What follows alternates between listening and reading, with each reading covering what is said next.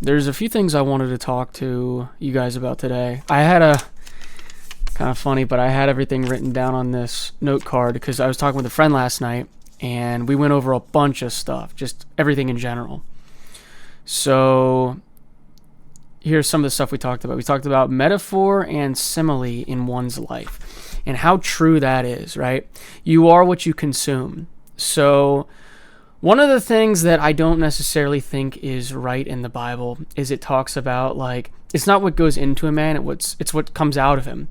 But I don't know how true that is, right? Because if you only consume shit, how could you be anything other than shit, right? So it only makes sense that the media that you consume or like the literature that you consume will make or break you. It's supposed to be the building force, right? Because like that's kind of the thing with brain rot, right? Where like everybody's out watching brain rot and not actually, striving for something more, looking at, I don't know, all sorts of books, movies, etc.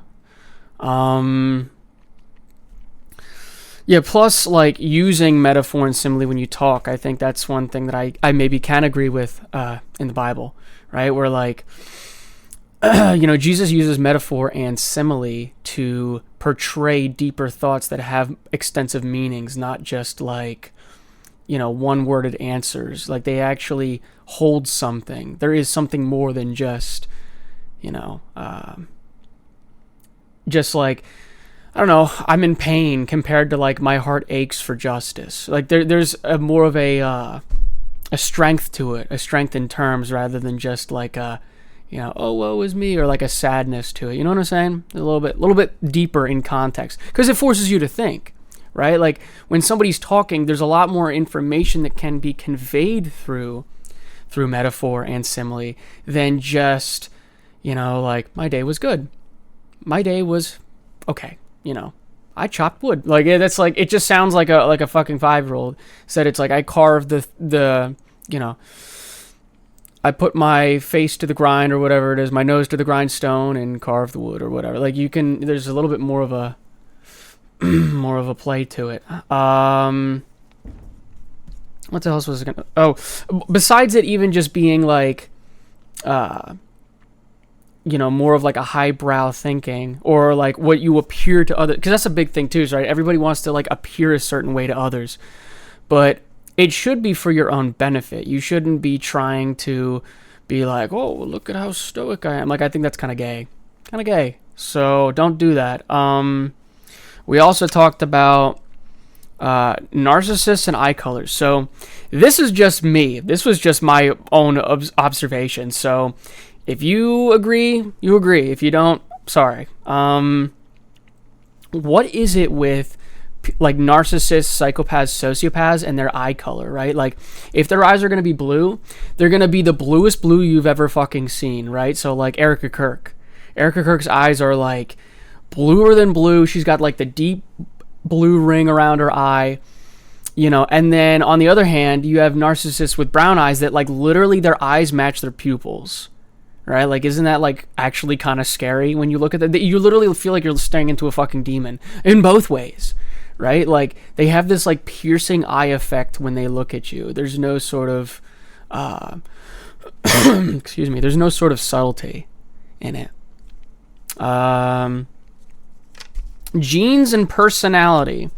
I will make another video about this at some point. Nature versus nurture. Not going to go too far into it because that is a entirely different rabbit hole, but I will say, just as like a starter for that, it's funny how my genes, like, so my dad is not very good at writing, right? So like sometimes he'll ask me, he's like, how do you spell the word cup? Like dead ass, that's actually some shit he asks me, right? And then meanwhile I'm like typing a paper and I'm like, how do I spell the word well, right?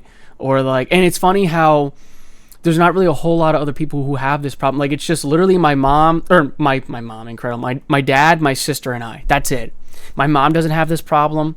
My aunt doesn't have this problem. Really, like, it's just within my dad's side of the family all has this literature problem. So it begs the question, like, do you really have as much choice as we think we do in things, right? Like even how I'm thinking now, like did I come about this way, or was that a, nature versus nurture? But we'll get into that at a certain point.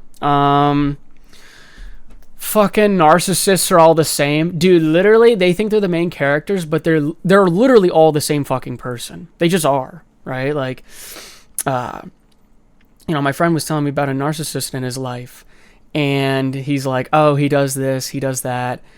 And I'm like, oh, so does somebody else I know, right? So it's funny that they all think they're so clever, and yet because they're all the same, they're literally a third grade book you can read, right? There's no separation there's no uniqueness, which is another reason why I get so pissed at them, because they don't even try to aspire to be something great. Instead of choosing to be great, they choose to be average. It's a shame. Crying shame.